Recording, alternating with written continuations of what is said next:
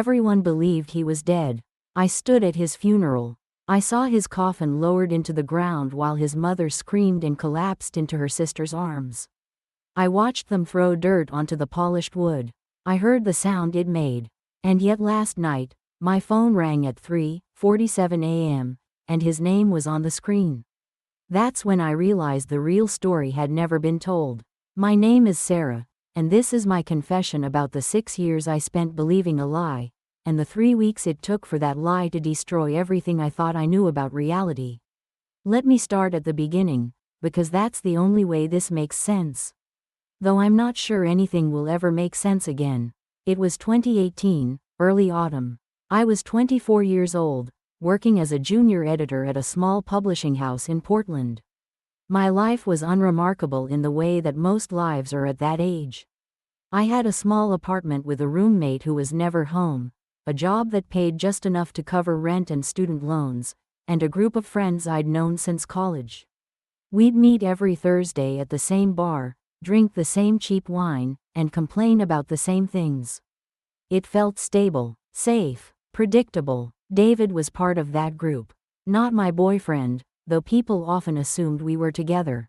We dated briefly in our sophomore year, one of those intense college relationships that burn bright and fast and leave you wondering if you ever really knew the person at all. After we broke up, we somehow managed to stay friends.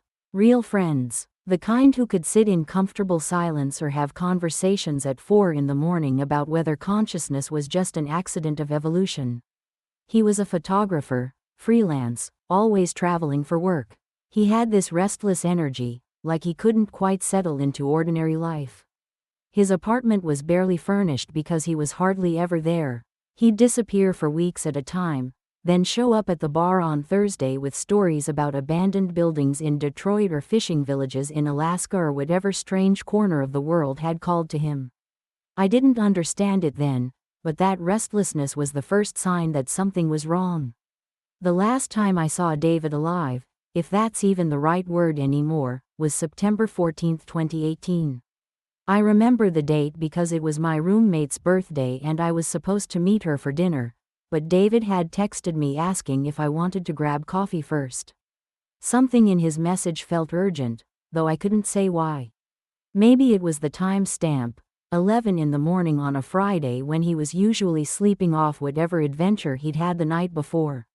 We met at our usual place, a cafe near Powell's Books that made terrible coffee but had good light and quiet corners. He was already there when I arrived, sitting at a table in the back, staring at his phone with an expression I'd never seen on his face before. He looked afraid. "Hey," I said, sliding into the chair across from him. "You okay?" He looked up, and for just a moment, I saw something in his eyes that made my stomach drop. But then he smiled, that familiar crooked smile, and the moment passed. "Yeah, just tired. Had a weird week." "Weird how?" He hesitated, fingers drumming against his coffee cup. "I've been working on this project. Documentary photography. There's this abandoned hospital up near Longview, and I've been going up there to shoot. But yesterday, I don't know, something felt off." "Off how?" "Like I wasn't alone, like someone was watching me." He laughed, but it sounded hollow. "I'm probably just paranoid. The place is huge and it's got that horror movie vibe, you know? Empty hallways, broken windows, all that. Gets in your head." I should have pressed him harder. I should have asked more questions. But I didn't, because this was David, and David was always getting himself into strange situations and walking away with good stories and better photos.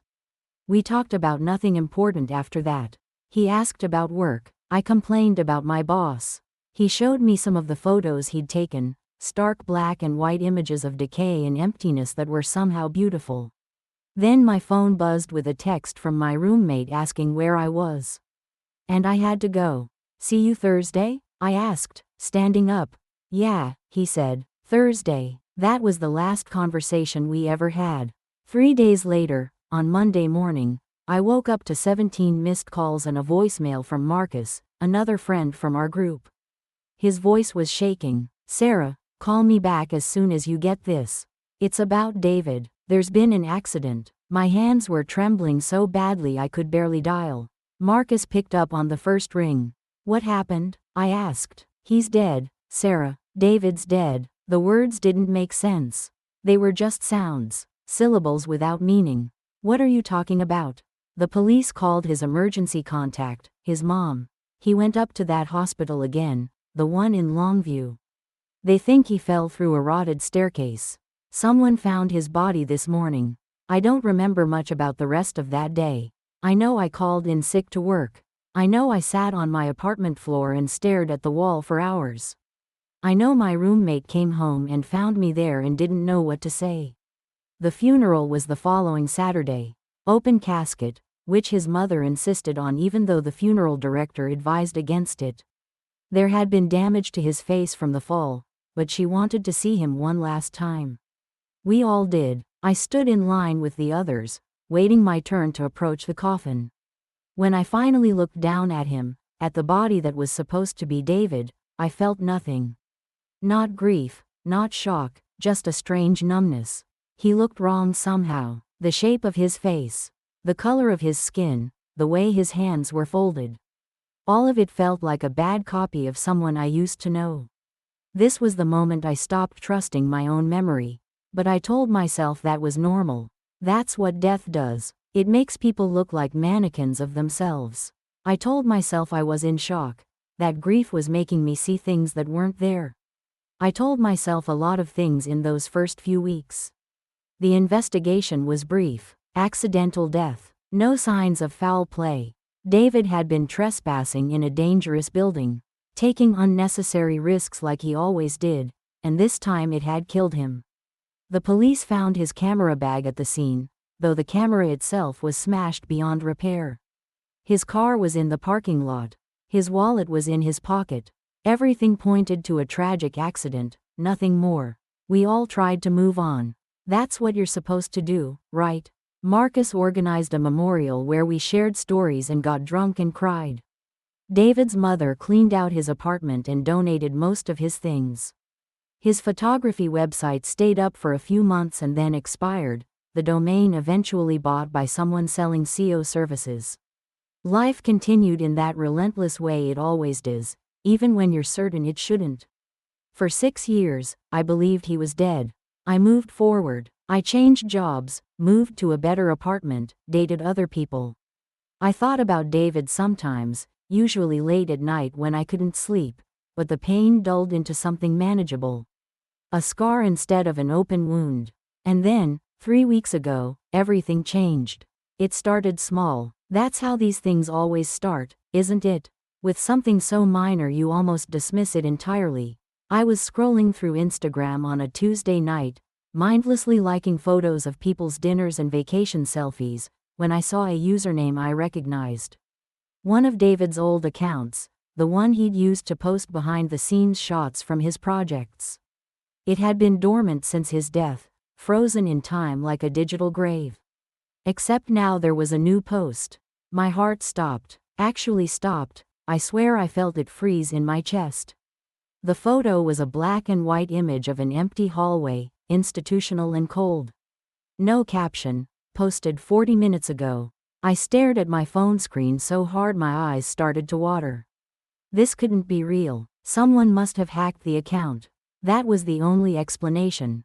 Hackers did this kind of thing all the time, didn't they? Taking over dead people's social media for some sick joke or scam. I should have reported it. I should have closed the app and gone to bed.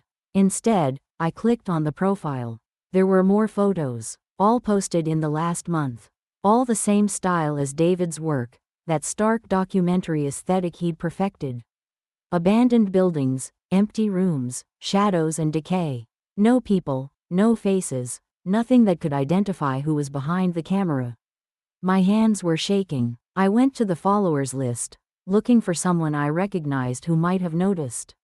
But the account only had 37 followers now, mostly bots and spam accounts. Everyone who'd known David had probably unfollowed years ago, unable to bear the reminder. I took screenshots of everything. Then I did something I can't fully explain. I sent a direct message. Who is this? I didn't expect a response. I thought I was shouting into a void, performing some meaningless ritual to make myself feel like I was doing something.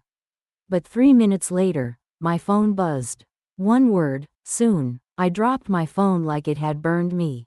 It clattered onto my coffee table and I just stared at it, my breath coming in short, sharp gasps. This wasn't real. This couldn't be real. David was dead. I'd seen his body. I'd watched them bury him. But then why was someone using his account? And why had they responded to me specifically? I didn't sleep that night. I lay in bed staring at the ceiling, running through every possible explanation. Hacked account. Some kind of automation. A cruel prank from someone who knew about David's death. Maybe even his family had given someone access to preserve his work or something. None of it felt right. If I had ignored that message, I would still be safe. The next morning, I called Marcus. We'd drifted apart over the years, the way friends do when the thing that bound you together is grief and you all just want to move on. But he picked up on the third ring, his voice thick with sleep.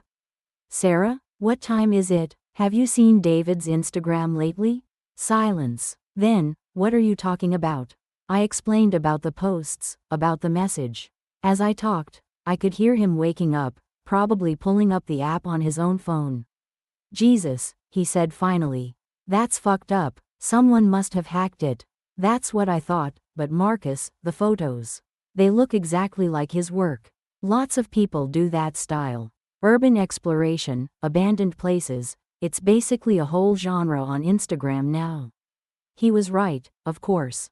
He was being rational while I was spiraling into something I couldn't quite name yet. I sent them a message, I said. They responded. Another pause. What did they say? Just one word. Soon. Okay. That's creepy as hell. You should report the account. Get Instagram to take it down or at least lock it. Yeah, I said. Yeah, you're right, but I didn't report it. I kept watching, checking the account every few hours like someone checking a wound to see if it's healing. More photos appeared, always the same type, always empty, always unsettling in a way I couldn't articulate. On Thursday, 6 days after the first post I'd noticed, I got a phone call. It was 3:47 a.m. I know because I looked at my clock when the ringing woke me up, my heart already racing from being jolted out of sleep. I grabbed my phone from the nightstand, and that's when I saw the name on the screen. David Morrison. His contact was still in my phone after all these years. I'd never been able to delete it, some sentimental attachment to a past that no longer existed. But his number had been disconnected years ago. I'd tried calling it once, about a year after his death, when I'd had too much wine and was feeling maudlin. It had been reassigned to someone else by then, a confused woman who'd told me I had the wrong number. So how was his name appearing on my screen now? My thumb hovered over the answer button. Every rational part of my brain was screaming at me not to pick up. This was a prank, a scam, something malicious designed to hurt me. But something else, something deeper and more desperate, needed to know. I answered. Hello? Static, just static, the sound of an empty line. I was about to hang up when I heard it. Breathing, not heavy, not theatrical, just the quiet sound of someone inhaling and exhaling. Someone on the other end of the line, listening to me the same way I was listening to them. Who is this? My voice cracked. The breathing continued for another moment, and then the line went dead. I didn't sleep for the rest of the night. I sat in my living room with all the lights on, telling myself over and over that there had to be a logical explanation. Spoofed caller ID, random coincidence, some glitch in my phone's contact system. But I couldn't shake the feeling that someone was trying to tell me something. Or warn me about something. Or prove something I wasn't ready to accept. That wasn't the worst part. The worst part came 3 days later, on Sunday afternoon, when I was getting groceries. I was in the produce section of my usual Whole Foods, examining avocados with that focused intensity you develop when you're trying not to think about the fact that you might be losing your mind, when I saw him. David, standing at the end of the aisle, partially obscured by a display of organic apples, wearing a dark jacket with the hood up. Just standing there, watching me. I froze. The avocado fell from my hand and rolled across the floor. My vision tunneled, the edges going dark. It was him. The same height, the same build, the same way of standing with his weight shifted slightly to the left. He turned and walked away. I ran, abandoned my cart right there in the middle of the produce section and ran after him, ignoring the startled looks from other shoppers. I pushed through the crowd at the deli counter, knocked into someone's cart, kept moving. I burst through the automatic doors into the parking lot, looking frantically left and right. He was gone, if he'd ever been there at all. A store employee followed me out, asking if I was okay, if I needed help. I must have looked insane, wild-eyed and panting, scanning the parking lot like I was searching for a threat. I told her I was fine, that I'd thought I saw someone I knew. She looked at me with that particular kind of concern people have for strangers who are clearly not fine, then slowly backed away. I sat in my car for 45 minutes, shaking. I knew what I'd seen, but I also knew it was impossible. David was dead. I'd been to his funeral. I'd seen his grave, unless the body in that coffin hadn't been David at all. This was the moment everything I thought I knew began to unravel. I drove home on autopilot and immediately called Marcus again. He didn't answer. I tried 3 more times before leaving a voicemail that I'm sure sounded completely unhinged. Marcus, call me back. I think I saw David. I know how that sounds. I know, but I saw him. At the grocery store. It was him. Call me back. He didn't call back that night. Or the next day. When he finally did reach out, it was via text. Sarah, I think you need to talk to someone. This isn't healthy. He was right. I knew he was right. But I also knew what I'd seen. The problem was reconciling those 2 truths, and I couldn't. I started doing research. I know that sounds crazy, but what else was I supposed to do? I pulled up every article one could find about David's death. There weren't many. A brief obituary in the local paper. A short news item about the accident. Nothing detailed, nothing conclusive. I found the name of the detective who'd handled the case and called the police station. He'd retired 2 years ago. I tracked down his personal number through a combination of Facebook stalking and pure desperation. When I finally got him on the phone, he sounded confused about why I was asking questions about a 6-year-old accidental death. I remember the case, he said. Young photographer, fell through some stairs in an abandoned building. Tragic but straightforward. Why are you asking about this now? Did you identify the body yourself? The medical examiner did the formal identification. Matched fingerprints from his driver's license record. Why, are you sure it was him? A long pause. Miss, I understand you're grieving, but yes, we were sure. The ME doesn't make mistakes on something like that. I'm sorry for your loss, but I can't help you. He hung up before I could ask anything else. Fingerprints. They'd matched fingerprints. That should have been enough to convince me. That should have ended it. But it didn't, because the calls kept coming. Every few nights, always around 3:00 or 4:00 a.m., my phone would ring with David's name on the screen. Sometimes I answered, sometimes I didn't. It didn't matter. When I answered, all I heard was breathing or static or, once, what sounded like footsteps echoing in an empty space. When I didn't answer, the voicemails were always the same, just the sound of silence, like someone had called and was simply waiting. I blocked the number. A new number would call. I blocked that one. Another would appear, always with David's name attached somehow, like whoever was doing this had access to my phone's contact system. The Instagram posts continued too. A new one every few days. Always architectural, always abandoned, always empty. I scrolled back through them obsessively, looking for clues. For some detail that would prove this was or wasn't David. And then, 2 weeks after that first call, I found something. In one of the photos, a shot of a long hallway with peeling paint and broken light fixtures, there was something in the corner. Small enough that I almost missed it, but once I saw it, I couldn't unsee it. A date, scratched into the wall. September 14, 2018. The last day I'd seen David alive. My blood went cold. I zoomed in on the photo, my hands shaking so badly I could barely hold my phone steady. The scratches were crude but deliberate. Someone had carved that date into the plaster with something sharp. I screenshot the photo and sent it to Marcus with a single message: "Look at the wall." This time he called me back immediately. "Where was this taken?" he asked, his voice tight. "I don't know. It's from that Instagram account." "Marcus, that's the date of." "I know what date it is." He was quiet for a moment. "Sarah, this is really fucked up.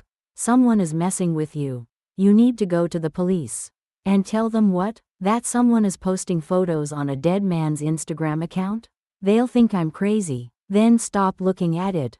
Block it. Delete the app if you have to.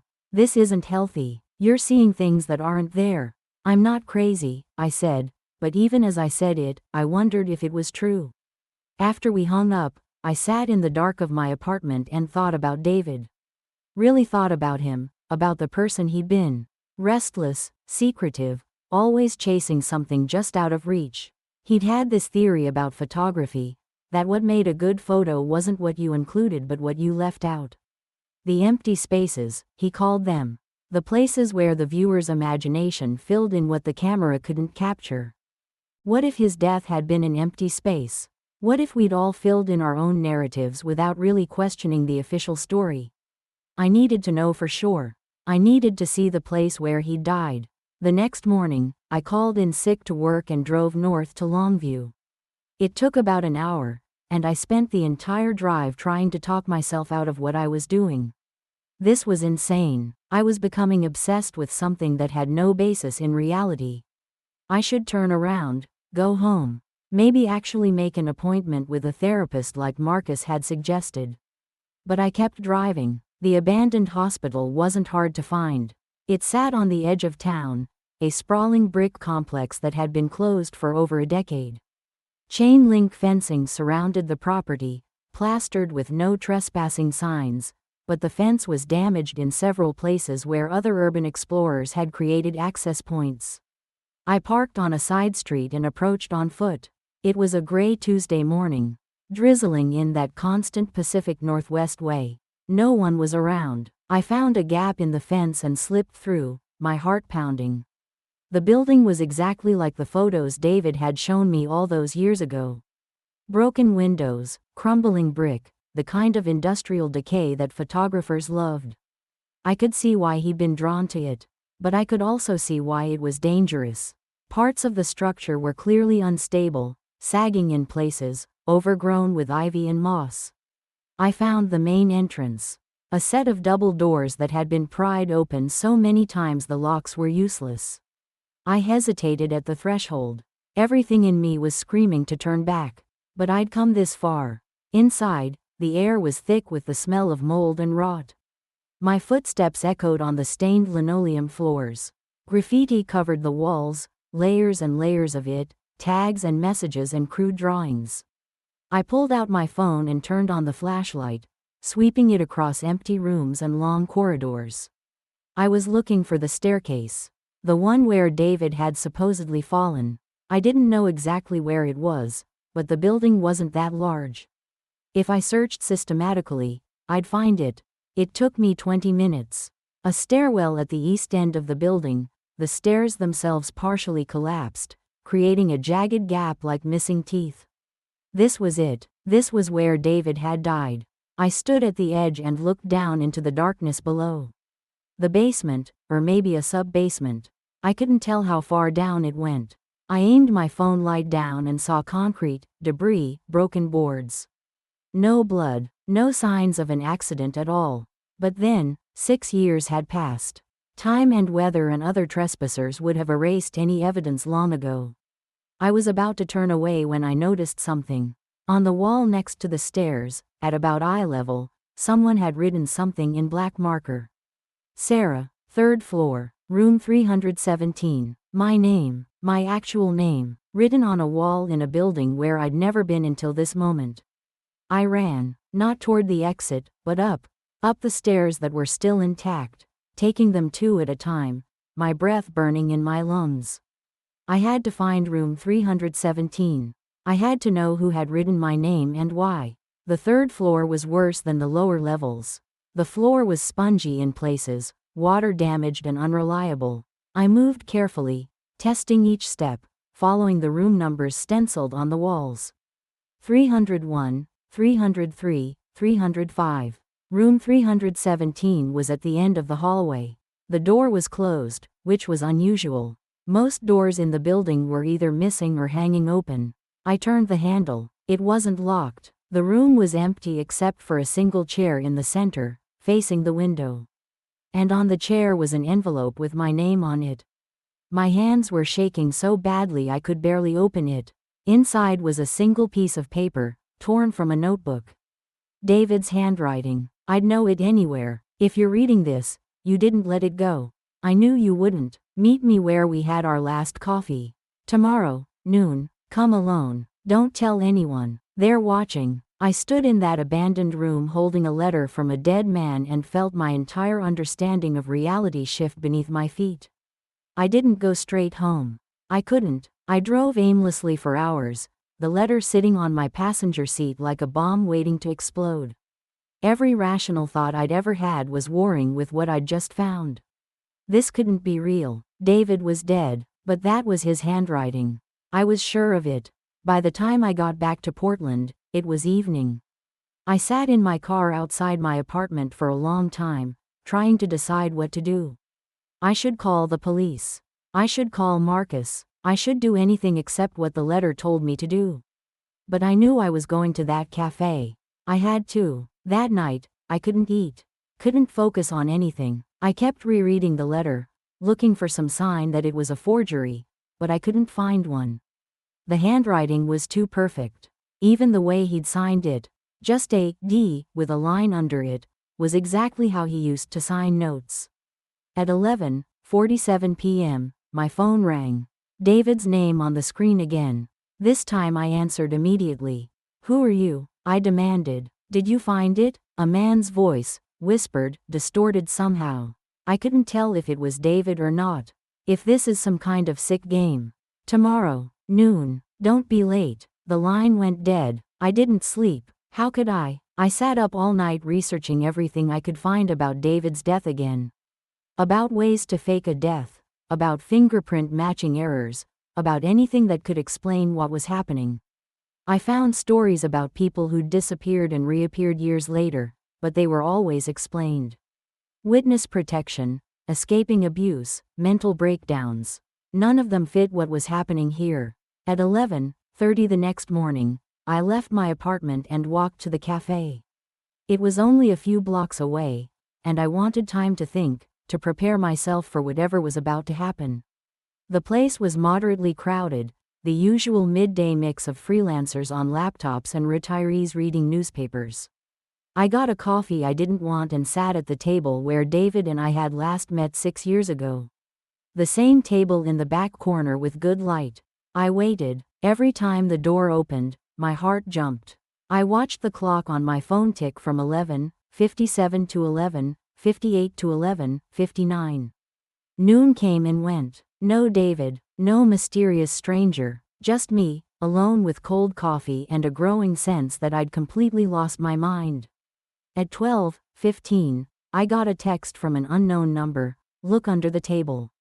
I bent down, and there, taped to the underside, was another envelope. I ripped it free and opened it with shaking hands. Inside was a photograph, black and white, David's style, showing the interior of a car. In the center console was a phone, and on the phone's screen was a contact entry, Sarah Chen.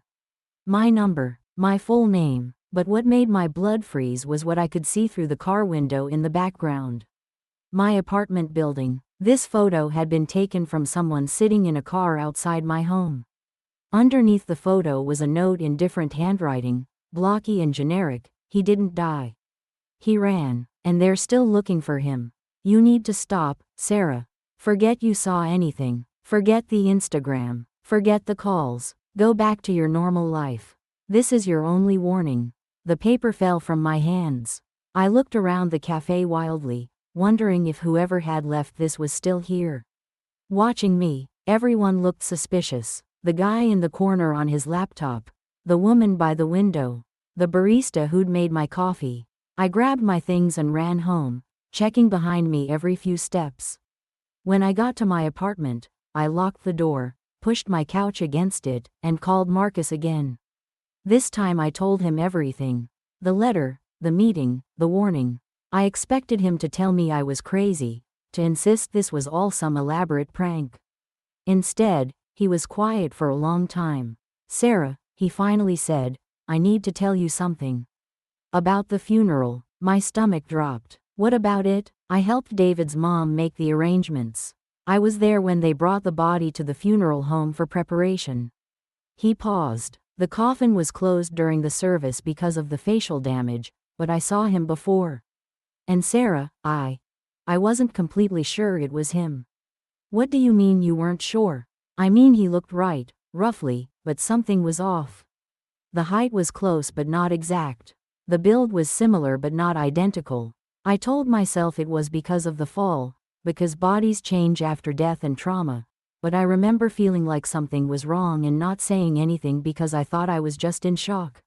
"Why didn't you ever mention this?" "Because it sounded insane, and the fingerprints matched, the ME confirmed it, his mom identified him. I thought I was just seeing things because I couldn't accept he was gone. But now, with everything you're telling me, Marcus, what if it wasn't him? Then where is he? Why would he fake his death? And whose body was in that coffin?"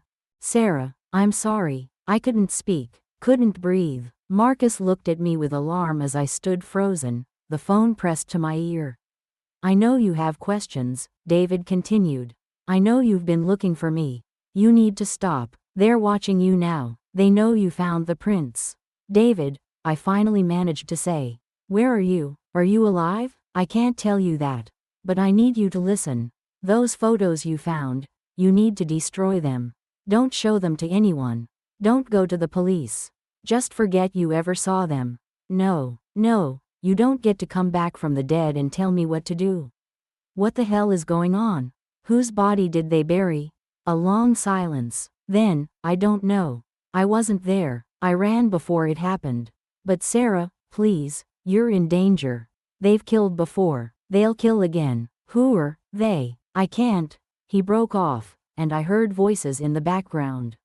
"I have to go. Destroy the photos. Move on. Forget about me." "David, wait." But he was already gone. The line went dead, and I was left standing in my apartment holding a phone that had just delivered a message from a ghost. Marcus had heard enough of my side of the conversation to understand what had happened. We stared at each other, the weight of this new reality settling over us. "He's alive," I said. "Yeah, we should go to the police now. We have evidence of the medical supply theft, and we can tell them about the call." "And say what? That a dead man called you?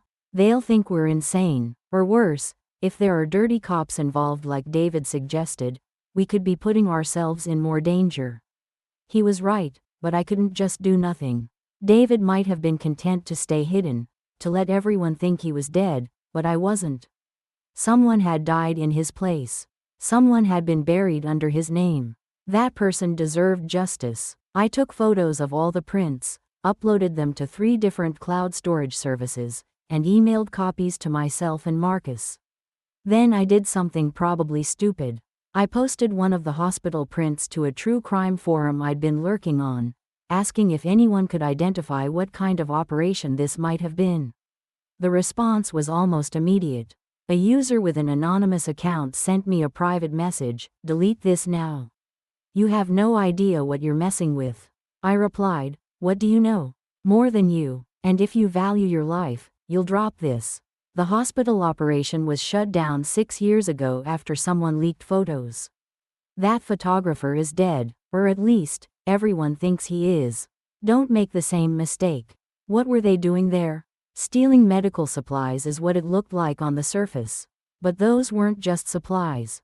Fentanyl precursors, pharmaceutical equipment, all being diverted before it reached legitimate facilities. The operation was run by people with serious connections. Police, city officials, people who could make problems disappear. How do you know all this? Because I was part of the investigation before it got shut down from above. We were close to making arrests when suddenly all our evidence disappeared and we were told to drop it. Then that photographer died, conveniently, and the whole thing went away. If you have evidence, real evidence, you need to be very careful about who you show it to. I screenshot the conversation and showed Marcus. We spent the next hour trying to decide what to do. We could go to the FBI, bypassing local police. We could contact journalists, make the information public so it couldn't be buried again. We could do what David wanted and just destroy everything, protect ourselves. While we debated, my phone rang again. This time it was a number I recognized, Mrs. Morrison. "Sarah, someone broke into my house tonight," she said, her voice shaking. "They didn't take anything, but they left a message. On my kitchen table, it said, 'Stop asking questions or we'll finish what we started.'" My blood ran cold. "Are you okay? Did you call the police?" "Yes, they're here now. But Sarah, I'm scared. What have you gotten us into?" "I'm sorry. I'm so sorry. We were just trying to find out the truth." "I don't care about the truth anymore," she said, crying. "I just want to be safe. Please, whatever you're doing, stop." After we hung up, Marcus and I looked at each other with the same realization. This wasn't just about David anymore. We'd made ourselves targets by digging too deep. "We need to go public," I said. "It's the only way to protect ourselves. If the information is already out there, there's no point in coming after us. And if David's still in hiding, going public could expose him too. He made his choice 6 years ago, and someone died because of it. We can't just pretend we don't know." Marcus nodded slowly. "Okay, but we do this smart. We contact multiple journalists at once, major outlets that can't be pressured easily. We give them everything, all at once, so it can't be suppressed." We spent the rest of the night preparing a packet of information, the prints, the conversations, timelines, everything we'd discovered. At 6:00 a.m., we sent it to 5 different news organizations, along with major newspapers and an independent journalism collective that specialized in corruption cases. Then we waited. By noon, 2 of the journalists had responded, asking to meet. By evening, one of the major newspapers had called saying they were running a story in their next edition. By midnight, it was online. Abandoned hospital allegedly used as hub for pharmaceutical theft ring. Dead photographer's work raises new questions. The story was careful, legally vetted, focusing on the evidence in the photos rather than the speculation about David's death. But it was enough. Within hours, other outlets picked it up. Social media exploded with theories and discussions. The local police were forced to issue a statement saying they were reviewing the case. Marcus and I barely slept, constantly refreshing news sites and social media, watching the story spread beyond our control. It was terrifying and exhilarating at the same time. The next morning, I got another call from David. "What have you done?" He sounded angry, panicked. "What I had to do. Sarah, they're going to come after you. Do you understand that? These people don't leave loose ends. Then they're going to have to come after every journalist who's now covering this story, every person who's shared it online. Making the information public protects us more than hiding it ever did. You're naive if you think that's how this works. Maybe, but someone died in your place, David. Someone's family buried a stranger and thought they were burying you. Don't you think they deserve to know the truth?" Silence. "Who was it?" I asked. "Whose body was in that coffin?" "I don't know. I swear I don't know. I ran when I realized they were coming for me. I went into hiding. The next thing I knew, I was seeing news reports about my own death. I never knew who they used to replace me." "You could have told someone. You could have gone to the FBI. And said what? That I witnessed some theft at an abandoned building? Without the photos as evidence, I had nothing. And they'd already taken all my equipment. Not all of it. I found prints at Aperture Arts." He laughed, bitter. "I'd forgotten about those. Guess I didn't hide my work as well as I thought." "Where are you now, David?" "Really? Somewhere they can't find me. Somewhere I can actually live instead of looking over my shoulder every second. You can come back now. If the story is public. If there's going to be an investigation. You don't get it. The people behind this, they're not going to face justice. They're too well protected. A few low-level guys might get arrested, but the real players will walk away clean. They always do. And anyone who threatens that, anyone who could actually bring them down, they eliminate. Then why are you still alive? Because I'm dead, Sarah. David Morrison died in that hospital 6 years ago. The man I am now, the person I've become. He's no threat to anyone. But if I come back, if I testify, if I become a real person again, then I'm a problem that needs to be solved. I felt tears running down my face. So that's it? You're just going to stay hidden forever? I'm going to stay alive. It's more than some people get. Was it worth it? I asked. Was whatever freedom you have now worth letting everyone who loved you think you were dead? Another long silence. Then, I don't know. I think about that every day. But I made my choice. And I have to live with it. One more thing, I said. The night at the cafe, the letter you left for me. Why reach out at all if you were just going to tell me to stop looking? I didn't leave you a letter. My blood went cold. What, Sarah? I never went to that cafe. I haven't been to Portland in 6 years. Whatever letter you found, it wasn't from me. But the handwriting could be forged. Sarah, someone has been playing both of us. Someone wanted you to keep digging. To find those photos, to go public with the story. Why? I don't know, but I think you need to be very careful about who you trust. He hung up before I could ask anything else. I stood there, my mind racing, trying to piece together what was real and what wasn't. If David hadn't left me the letter, who had? Who had known where we'd had our last coffee? Who had known about the room in the hospital? I called Marcus immediately and told him about the conversation. That doesn't make sense, he said. Who would benefit from you finding the photos? Maybe someone who wanted this exposed but couldn't do it themselves. Someone with inside knowledge, like the person who messaged you on the true crime forum. The one who said they were part of the investigation before it got shut down. We looked at each other with the same realization. Someone had been guiding me, leaving breadcrumbs, making sure I found exactly what I needed to find to bring this story to light. Over the next week, the investigation exploded. Federal agents raided several locations. Arrests were made, though as David had predicted, mostly low-level operatives. But there was enough evidence to trigger a deeper probe into police corruption and pharmaceutical diversion in the Portland area. And then, 8 days after the story broke, they found the body. Construction workers renovating another abandoned building in southeast Portland, not far from the hospital, discovered human remains buried in the basement. The body was badly decomposed, but the medical examiner was able to extract DNA. It took another week to get results. When they came, they changed everything. The body belonged to Marcus Chen. No relation to me despite the shared last name. He'd been a homeless veteran who'd gone missing around the same time as David's supposed death. He had no family, no one looking for him. The perfect person to use if you needed a body that wouldn't be missed. I thought about his family, if he had any, who would never know what happened to him. I thought about how his disappearance had probably been written off as another tragedy of a broken system, not worth investigating too deeply. He'd been murdered. The cause of death was blunt force trauma to the head. He'd been killed and his body used to fake someone else's death.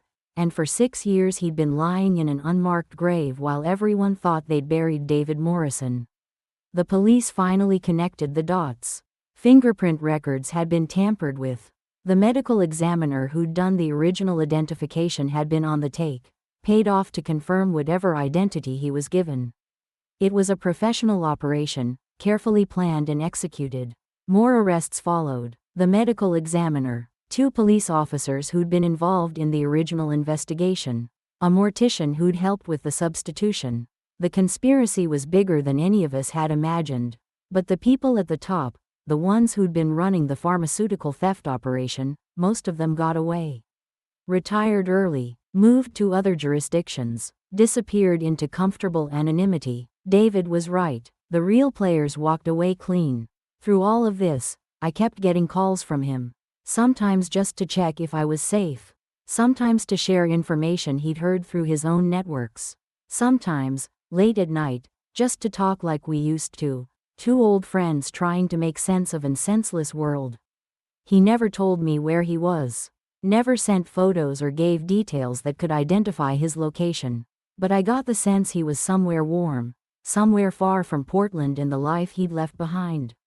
Do you regret it? I asked him once, during one of those late-night calls. Running instead of fighting? Every day, he said. But regret and survival aren't mutually exclusive. I'm alive, Sarah. That's more than Marcus Chen got. More than I would have gotten if I'd stayed. His name was Marcus, I said quietly. The man they buried is you. Marcus Chen. He was 47. He'd served in Afghanistan. He had PTSD and addiction issues, and the system failed him. And then someone murdered him just to make a convenient corpse. I know. I read the reports. Don't you think you owe it to him to come forward? To make sure everyone involved faces justice? I testified, he said. Remotely, through intermediaries. I gave them everything I knew. But testifying in person, showing my face, using my real name, that's a death sentence, and we both know it. I couldn't argue with that. The people who'd been arrested were already talking about how they'd been threatened, how they'd been told that cooperation meant death for them and their families. David coming out of hiding wouldn't bring more justice. It would just create another victim. 3 months after the story broke, I got a package in the mail. No return address, postmarked from a city I'd never heard of. Inside was a photo album. The old-fashioned kind with physical prints mounted on thick paper pages. It was full of David's work. Not the architectural photography he was known for, but personal photos. Pictures of our friend group in college. The two of us at concerts and parties and quiet moments. There was a photo of me I didn't even know he'd taken, sitting in that cafe reading a book, sunlight streaming through the window behind me. On the last page was a note. Thank you for not letting Marcus Chen stay buried and forgotten. Thank you for being brave enough to ask questions when everyone else wanted to move on. I'm sorry for everything this has cost you. I hope someday you can forgive me for not being strong enough to do what you did. Stay safe, Sarah. You deserve a life that isn't haunted by ghosts. D. I closed the album and sat with it in my lap for a long time, crying quietly in my apartment. Because I knew what this was. It was goodbye. It was David finally letting go of the person he used to be, accepting that he could never come back. And it was me having to accept that too. I never heard from him again after that. The calls stopped. The messages stopped. David Morrison stayed dead, and whoever he'd become stayed hidden. Sometimes I wonder if he's happy, wherever he is. If he's found some kind of peace or if he's just going through the motions of a life that isn't really his own. Sometimes I wonder if I made the right choice, exposing everything, or if David was right and some truths are too dangerous to pursue. But mostly I think about Marcus Chen. I think about how he died alone and unmissed, how his body was used and discarded, how for 6 years his grave was marked with someone else's name. Because of what I found, because of what I refused to let go, his real name is on his headstone now. His military service is honored. His story, what little we could piece together, has been told. It's not much. It doesn't erase the injustice of his death or the years he spent in an unmarked grave. But it's something. The investigation is still ongoing. Every few months there's a new development, a new arrest, a new revelation about how deep the corruption went. I've been interviewed dozens of times, by police, by journalists, by documentary filmmakers who want to tell the story. I tell them what I know. I show them the photos. I explain how I found the truth. But I never tell them about David. I never mention the calls or the messages or the fact that I know he's still alive. That's not my secret to tell. And in a strange way, I think he's safer as a ghost than he ever would be as a living witness. Life has mostly returned to normal for me.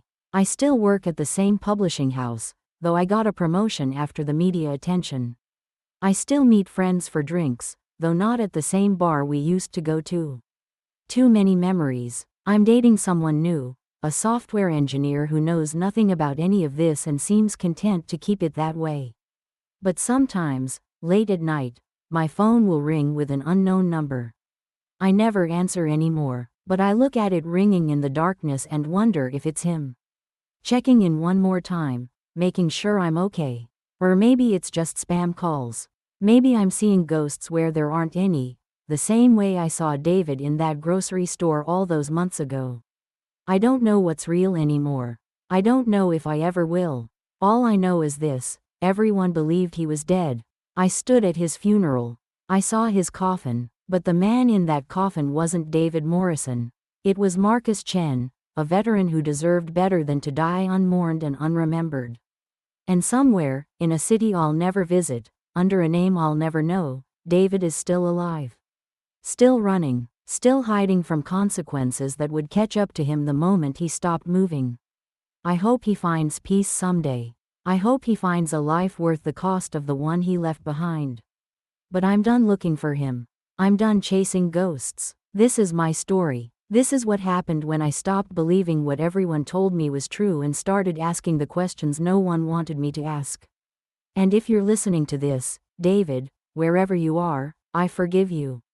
I don't understand you. I don't know if I would have made the same choice you did. But I forgive you, and I hope, somehow, you can forgive yourself. That's when I realized the real story had never been told. Until now.